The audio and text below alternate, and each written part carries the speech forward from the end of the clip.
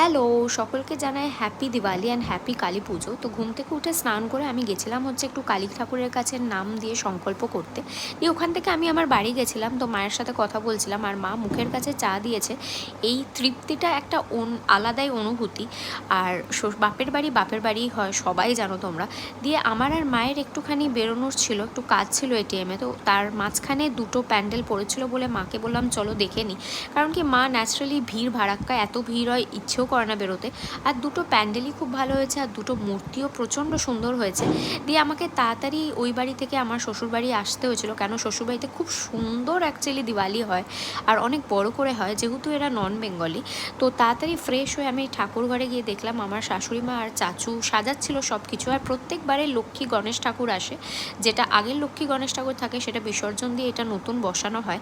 দিয়ে সব পুজো পাঠ শেষ হয়ে যাওয়ার পরে আমি এই ক্যান্ডেলসগুলো আনিয়েছিলাম রুমের জন্য, তো রুমে জ্বালিয়ে দেখছিলাম যে কেমন লাগছে। তো দেখা হচ্ছে পরের মিনি ব্লগে, টাটা।